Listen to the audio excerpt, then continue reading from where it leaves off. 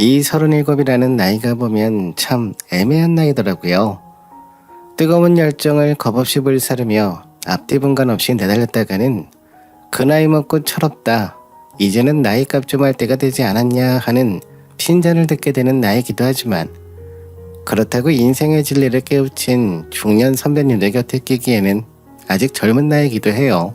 더욱이 30대 중반이라는 나이는 예전 같으면 다들 가정 꾸려서 아이를 낳아 한창 키우고 있을 시절이지만 요즘 제 또래들을 보면 꼭 그렇지도 않아요.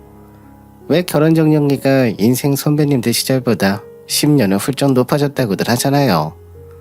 예전 같으면 20대 때 많이들 결혼을 하지만 요즘은 30대 넘어서 결혼하는 것이 대부분의 추세거든요.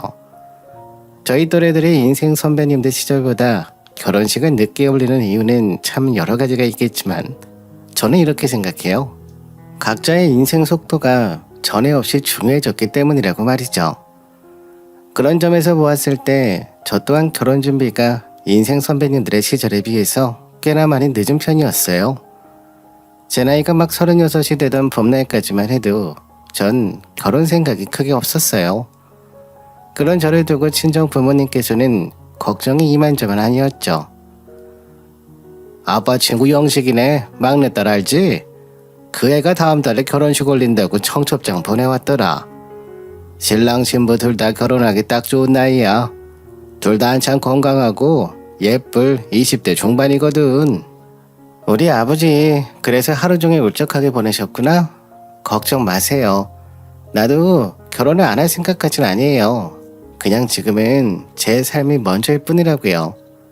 직장에서 인정받고 사회적으로도 자리 잡고 그렇게 내 삶의 보금자리부터 튼튼하게 잘 다져놓은 다음에 그때 좋은 사람 나타나면 나도 어련히 알아서 시집 갈 거거든요. 회사에서 부장씩이나 달았으면 충분히 자리 잡고 인정받은 거 아니니? 영식이네 식구들 보렴. 이번에 막내딸까지 시집가면 3남매가 다들 일찍 결혼해서 명절마다 집이 복잡복잡해. 그 집 큰 손주는 벌써 내년이면 초등학교에 들어간다더라. 얼마나 보기가 좋아. 뭐야, 아버지 벌써부터 손주 욕심 내시는 건가? 내가 하루라도 빨리 갓난쟁이 떡하니 낳아서 품에 안겨드렸으면 좋겠어요. 솔직하게 말하자면 하루라도 빨리 손주를 품에 안아보고 싶다는 생각도 있기는 해. 아버지 나이가 이제는 젊은 나이가 아니잖니. 잔병치레도 부쩍 많아졌고. 그치만 굳이 그런 이유 때문에 걱정하는 건 아니야. 오히려 진짜 걱정은 우리 딸 걱정이지. 맞아요. 전 결혼 생각이 아주 없었던 것이 아니라 다만 열심히 성실하게 살아가다 보니까 결혼이 우선순위에서 잠깐 밀려나 있을 뿐이었어요. 그래서 친정 부모님께서는 저의 늦은 결혼을 많이 걱정을 하시면서도 억지로 결혼에 서두르라는 등의 압력은 절대로 넣지 않으셨어요. 오히려 부모님께서는 각자의 삶의 속도가 중요한 세상이 되었다는 제 삶의 철학을 존중해주며 제가 사윗감을 데려오는 날을 차분하게 기다려주셨죠. 그랬던 제가 저에게 남자친구가 생겼다는 소식을 전하던 날 친정 부모님께서는 제가 보았던 모습 중 가장 행복한 미소를 지으셨죠. 우리 딸한테 애인이 생겼다고? 그래, 어떤 사람이니? 결혼까지 생각하는 사이인 거야? 그럼요. 당연히 결혼까지 생각한 사이니까 이렇게 말씀을 드리는 거죠. 좋은 사람이에요. 착하고 성실하고 무엇보다 저를 너무나도 사랑해줘요. 맞다. 아빠도 아는 사람이에요. 우리 회사 저랑 같은 부서 근무하는 직장 동료 최철민 씨거든요. 저희 그동안 몰래 조심조심 사내 연애했어요. 어디 보자. 최철민이? 아, 신입사원 면접 때 수석으로 입사했던 그 친구? 아버지도 잘 알지.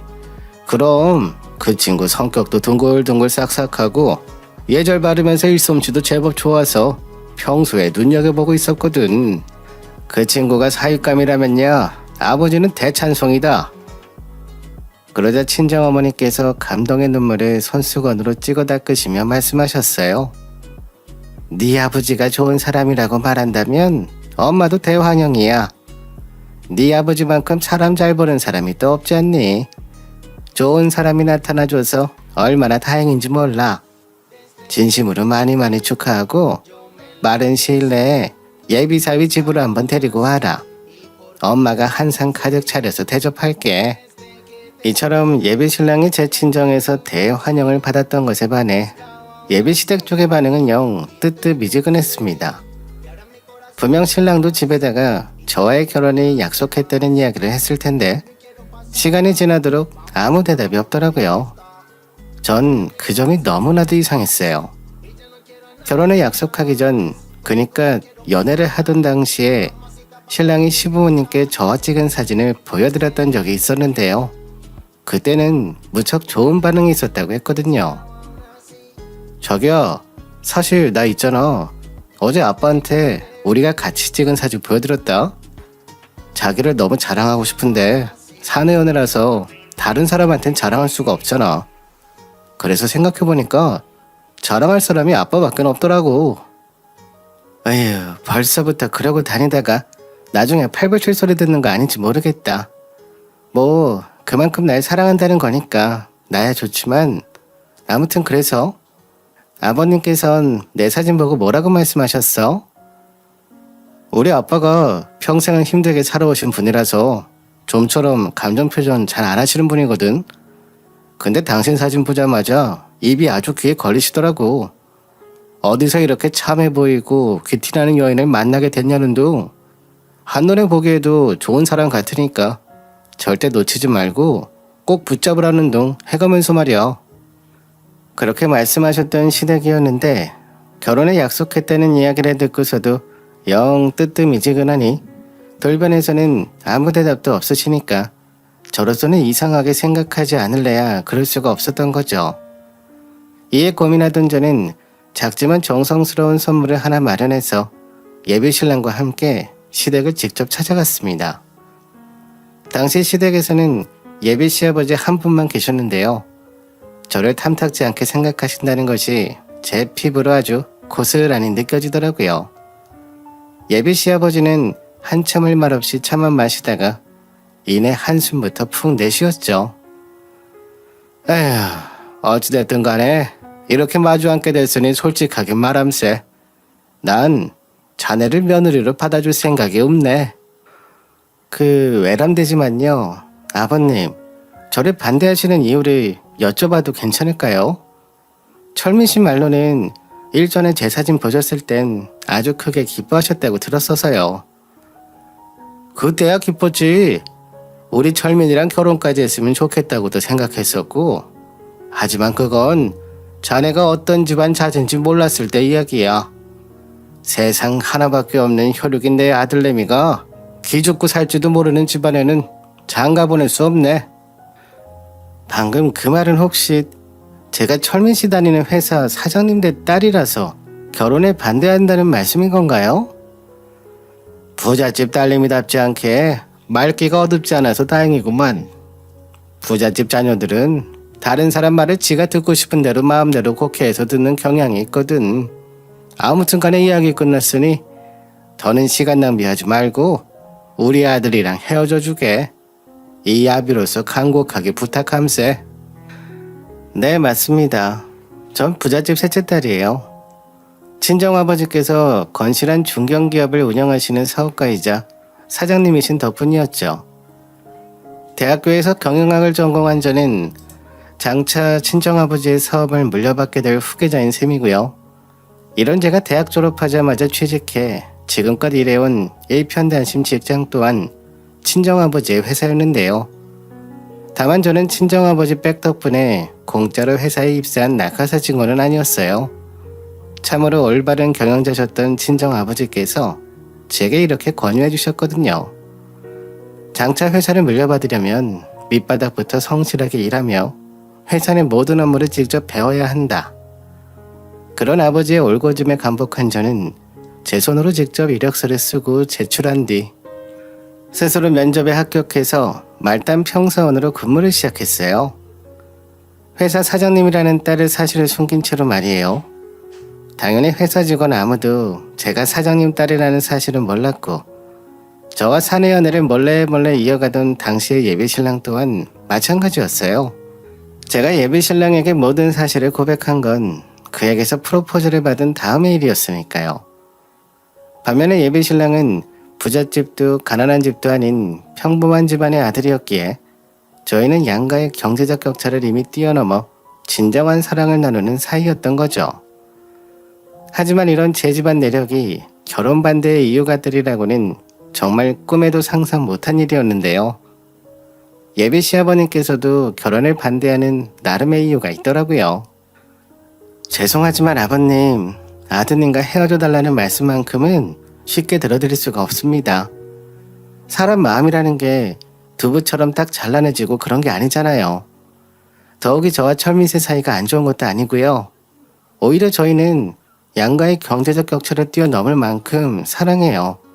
정말 진심으로요. 철민이를 사랑하는 내 마음을 왜 생각 못하나? 내가 우리 철민이를 어떻게 키웠는 줄 알아? 우리 아들 태어나고 얼마 지나지 않아서부터 아내가 세상을 떠나는 바람에 나 혼자 평생을 애지중지 키워온 외동아들이 우리 철민이야.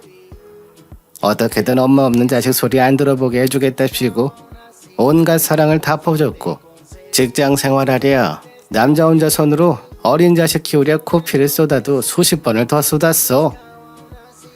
네, 이해합니다.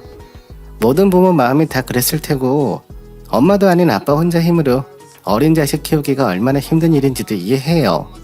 하지만 아버님, 저도 아버님만큼이나 철민 씨를 잘 나가는 며느리 집안과 혼사 치르면 우리 아들이 어떤 대접받으면서 살게 되겠나? 평범한 집안 예비 사이랍시고 기죽고 살게 되지는 않겠나? 심지어 아들 다니는 회사가 장인어른 회사일세. 장인어른 회사. 그런 상황에서 우리 아들이 무슨 얘기를 듣게 되는 줄 알기는 알아? 직장 동료들 다들 수군대게 뻔해.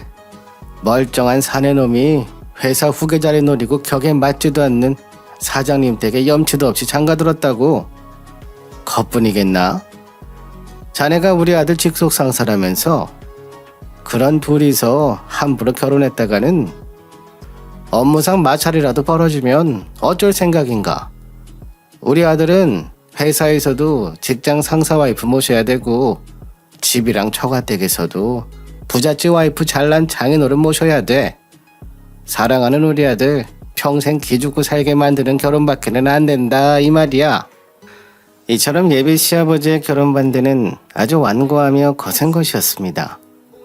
그러나 전 예비 시아버님의 심정을 이해할 수 있었기에 반감까지는 들지 않았어요.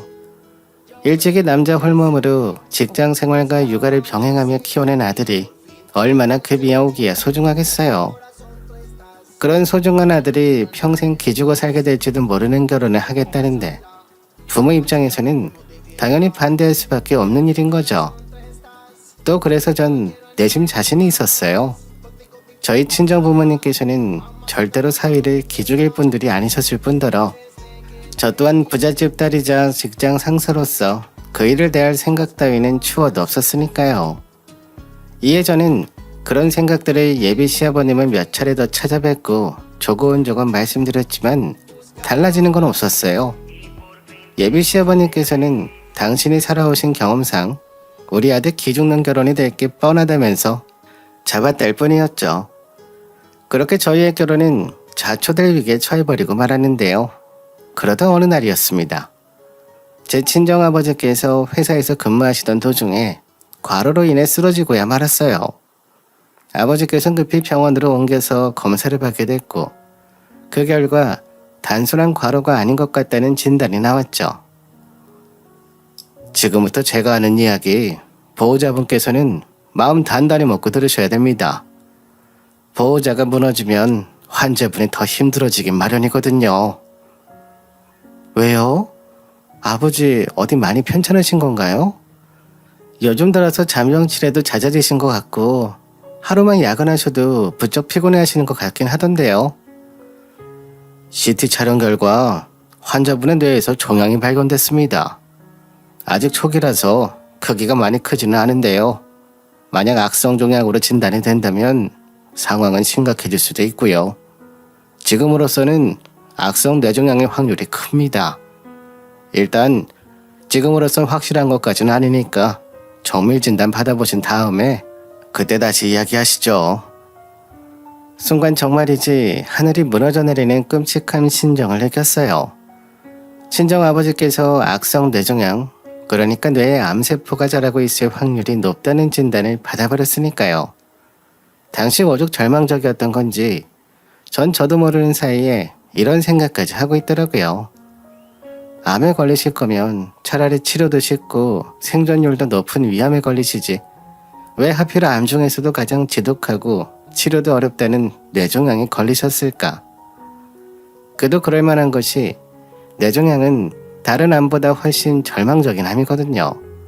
치료 가능성과 생존율이 낮은 것은 낮은 것이지만 치료 후 생존하신다 한들 뇌를 절제하는 수술을 해야만 하기에 치매 등 각종 장애가 뒤따르기 십상이니까요.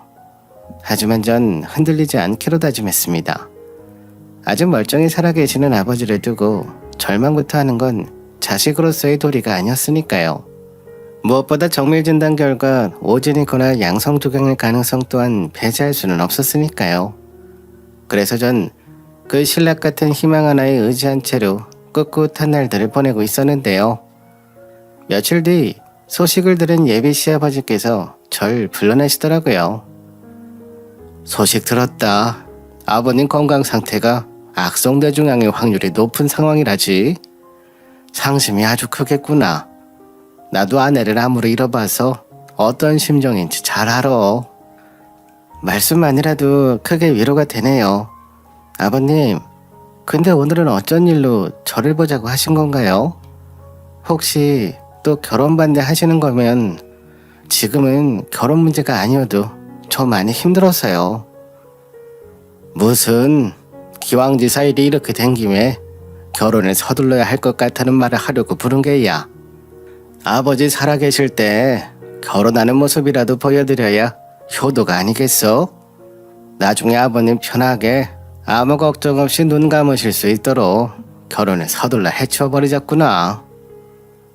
그때 예비 시아버님께서는 마침내 저희의 결혼을 허락해 주셨어요. 하지만 예비 시아버님의 말을 듣는 내내 저희 머릿속에서는 불길한 물음표가 자꾸만 떠올랐죠. 아직 정확한 진단도 나오지 않은 상태에서 제 아버지를 곧 죽을 사람 취급하는 예비 시아버지의 말이 솔직히 기분이 나빴고요. 또한 결혼을 서둘러서 하자는 말씀이 너무너무 불길했어요. 빨리 결혼해서 친정아버지에게 효도하라는 뜻으로는 절대 들리지 않았거든요. 무슨 다른 속뜻이 있어 보였어요. 그런 제 불안감은 오래지 않아 현실로 나타났습니다. 예비 시아버지가 결혼도 전부터 저희 집 재산에 관심을 보이기 시작했거든요. 이런 식이었죠. 형제관계가 정확히 어떻게 된다든, 결혼한 형제가 있다면 배우자 성격은 어떤 사람들이고 혹시 탐욕스럽다거나 그렇지는 않니? 저는 위로 오빠랑 아래로 남동생이 하나씩 있어요. 오빠는 대학생 때 미국 유학 갔다가 거기 놀러 앉아서 직장 생활하고 있고요. 남동생은 사관학교 졸업해서 직업군인으로 복무하고 있고요. 둘 다 미혼이긴 한데 갑자기 그게 왜 궁금하신 건가요? 다른 건 아니고 예비 사돈어른 건강 때문에 자꾸만 걱정스러워서. 뇌종양이면 금방 정신이 혼탁해지실 텐데 그 전에 회사 후계 구도랑 재산 상속 관계랑 미리 다 정리해 두어야 형제들 사이에 큰 분란 없이 잘 넘어갈 수 있지 않니? 아무튼 형제들 상황이랑 미혼이라는 말에 마음이 좀 놓이는구나. 미국 사는 오빠랑 직업군인인 동생이 회사 경영권을 노릴 일은 없으니까 유산 한 푼이라도 더 받아오라고 바가지 긁을 아내들도 없어서 좋고, 물론 그렇다고 해서 너무 안심하면 안 돼. 살다 보니까 돈이라는 게 사람을 하루아침에 뒤바꿔 놓더라. 또 다른 날에는 이런 말을 하더라고요. 내 친구 중에 사업을 크게 하는 녀석이 하나 있거든. 그놈도 우리 예비사돈처럼 암에 걸려 죽을 지경에 놓였는데 그 친구 하는 말이 억울해서 죽지도 못하겠다더구나. 늑대 같은 놈들이 우르르 달려들어서 자기 회사를 지 멋대로 나누어 먹었다면서 이래서 미리미리 준비해야 된다는 말이 있는 거야. 네, 아버님. 하지만 전 벌써부터 걱정하지는 않으려고요. 제 아버지께서 사람을 워낙 잘 보셔서 늑대 같은 사람이랑은 가까이 하지 않으셨고요. 친정 형제들도 돈 욕심이 없어요. 형제들이 다 돈 욕심이 없으면 앞으로 회사는 누가 물려받게 되는 거니? 전문 경영인한테 맡길 예정인가? 아니면 우리 새아가가 물려받을 예정인가? 아마도 제가 물려받게 될 것 같아요. 애초에 그러려고 경영학 전공한 것도 거기서 했고요. 밑바닥 말단 사원으로 근무를 시작한 것도 회사를 물려받으려면 밑바닥부터 업무 배우면서 쌓은 경험이 중요하기 때문이기도 했으니까요. 그렇다고 너무 안심은 하지 마라. 사람 일 어떻게 될지 모르는 거니까는. 그래서 말인데 내 생각엔 예비 사돈께서 미리 유언장 같은 거 하나 작성해서 공증받아 놓으시면 어떨까 하는데 말이다. 예비 사돈께 말씀 한번 잘 드려봐. 그렇게 예비 시아버지는 매번 말로는 저와 저희 집안 그리고 제 예비 신랑의 앞날을 걱정하는 것처럼 행동했어요. 하지만 전 자꾸만 꺼림직하고 기분이 나쁘더라고요. 오라빠 죽을 사람으로 점 찍어 놓고서는 벌써부터 유산에 눈독 들이는 사람처럼 보였으니까요. 이에 제가 한참 미심쩍어하고 있는데 예비 시아버지가 하다 제 친정 부모님한테까지 찾아오셨더군요. 그날 이미 저를 통해서 예비 시아버지의 이상 행동을 전해들었던 친정아버지는 애써 사람 좋은 미소로 예비 시아버지를 맞이했습니다. 딸아이한테 제 건강 걱정 많이 하고 계신다고 들었습니다. 사돈 신경 써주셔서 감사합니다만 아직 정밀진단 결과도 안 나왔고 확진받은 것도 아니니까 크게 심려치 않으셔도 좋습니다. 그럼요. 다만 저는 사람 일 어떻게 될지 몰라서 그런 게 신경 쓰일 뿐인 거죠. 사돈이랑 저희가 살아온 세상이 그리 만만한 것인 게 아니었지 않습니까? 당연한 말씀을요. 저희 회사는 작은 사무실에 시작해서 지금 같은 중견기업으로 키워오기까지 사람으로 인한 산전수전 참 많이 겪었죠. 하지만 지금은